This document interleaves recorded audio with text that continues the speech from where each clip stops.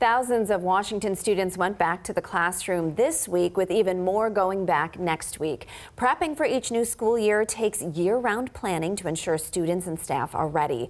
Among the many schools starting on Tuesday, September 3rd, is the Tukwila School District. The school's superintendent, Dr. Concy Pedrosa, is here with us this morning. Thanks for being with us. Thank you.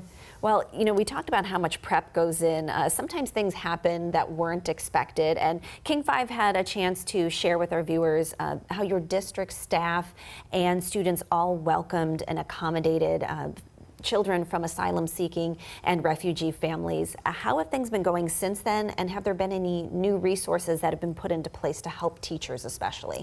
So one of the things that we did last year was we had to be super flexible. Yes. And we had to adapt continuously, especially as we gained students every month. One of our goals in planning for the summer was to ensure that our students had that opportunity to continue to learn.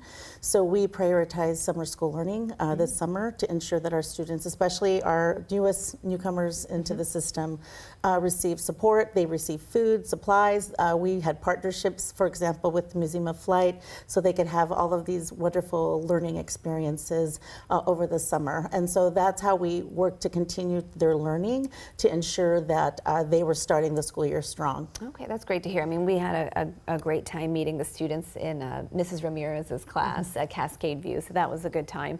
Well, having enough school supplies to start a school year is really crucial. Yes. To have teachers and students feel ready. So how are Tukwila students ready for this year?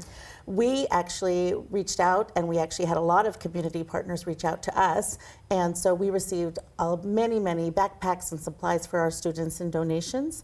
Equity and Education Coalition, Boeing, City of Tukwila, and various others came to support us, and then we spent all summer making sure that we had adequate supplies for our class, that they were age appropriate depending on if they're middle, high school, and elementary school. And then we had many volunteers come and support us to ensure that they got into the schools. It really changes the way you feel prepared on Absolutely, day one. 100%. Yeah. And how important is it to check in with your teachers about their mental health before the start of a new school year? Last year it was a very challenging year, even post-COVID. I think you're past all of that, and even we have to think that that had an impact on wellness, not only for our students but our staff. Last year we had many changes. We actually, like many staff, had to do reductions in our budget. All of that impacts community.